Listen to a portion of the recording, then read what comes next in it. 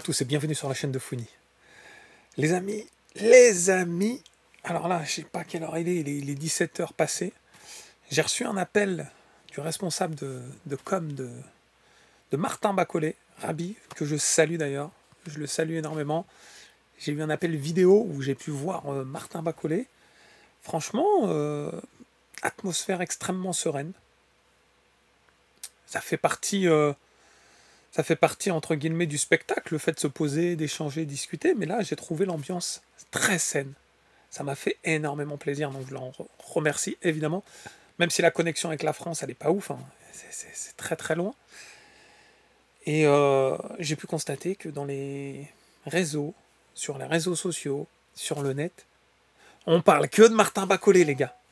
Martin Bacollet, c'est devenu le phénomène. Et on se croirait dans un film. On dirait un scénario de film, les gars. Il n'y a que dans les films de science-fiction qu'on voit ça. Retournement de situation, on est dans un Rocky.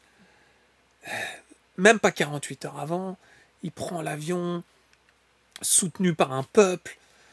Il atterrit moins de 20 heures avant le match. Il fait pas la pesée. Franchement, c'est un contexte totalement historique et digne des plus grands films.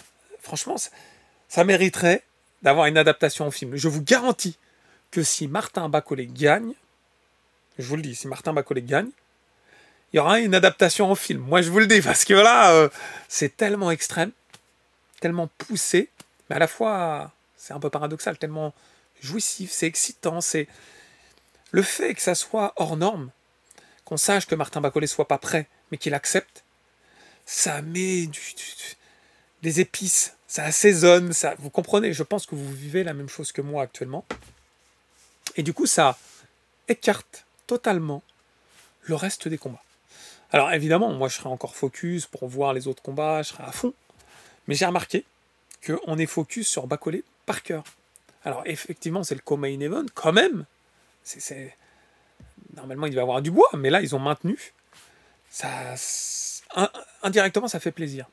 Parce que ça met en lumière Martin Bacollet à l'échelle planétaire.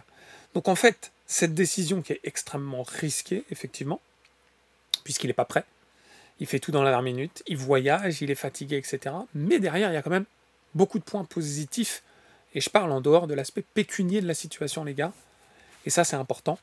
Alors j'ai pas écarté radicalement les autres combats, je voudrais les évoquer rapidement avec vous, avant de se lancer dans cette magnifique soirée. Allez, on va se focaliser sur deux combats principalement.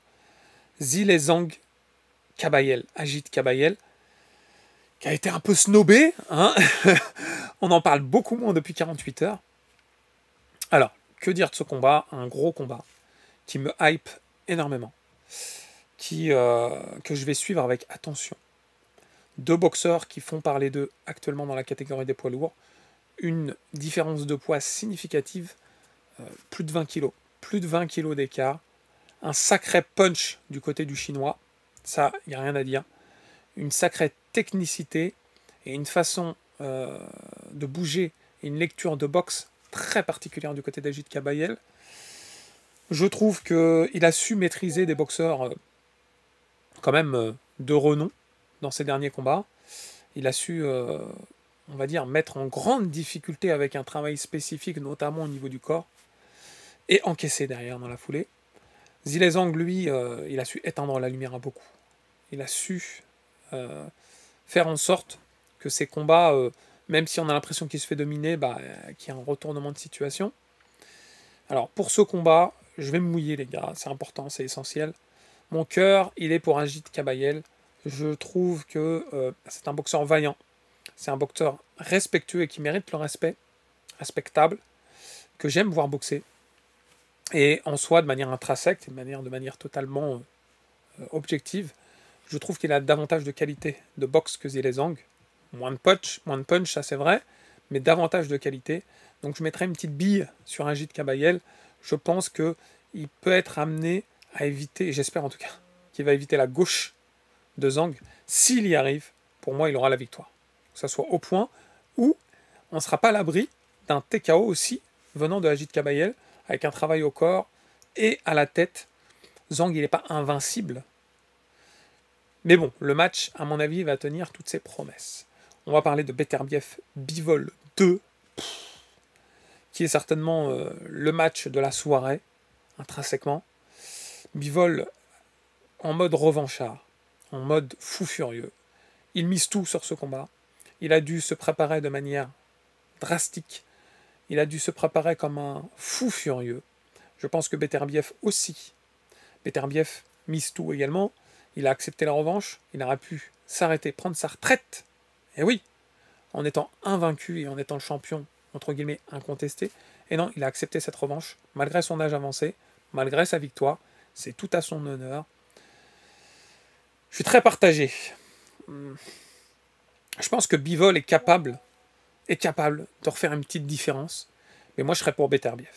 Et ouais, je serais pour Beterbiev pour plusieurs raisons. La première, pour le caractère historique de la situation.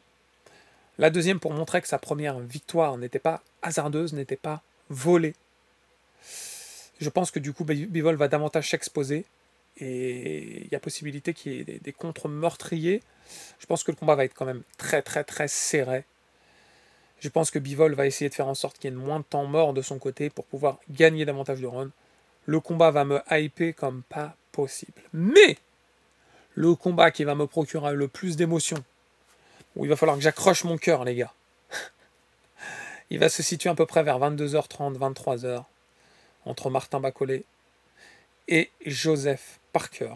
Je vous l'ai dit, digne d'un film de science-fiction, les gars. 140 kilos, mais recevoir un punch de 140 kilos dans la tronche, ça doit faire mal, les gars. Vous en pensez quoi, vous? Ah oui, je serais Joseph Parker, je ne serais pas serein. Je serais sur le qui-vive absolu. Mais je pense qu'il le sait très bien. On va donner énormément de force à Martin Bacolé. Il faut y croire, les gars. Il faut y croire, quel que soit le contexte. Tout est possible.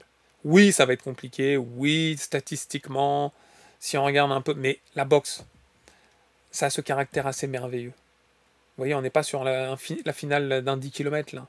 On n'est pas sur la finale d'un 1500. On est dans le domaine pugilistique. La boxe, le punch, le KO, qui peut changer toute situation. On a déjà vu ça par le passé, avec Michael Douglas, Mike Tyson et bien d'autres. Asim Rahman et Lennox Lewis qui ont su retourner des situations auxquelles on ne s'attendait pas. Moi je dis les gars, on va suivre cette soirée avec impatience. Restez connectés la famille, n'oubliez pas le pouce et de vous abonner. Les abonnements, c'est essentiel. Franchement, je vous remercie énormément, je vous embrasse et je vous dis à tout à l'heure les amis. Ciao ciao.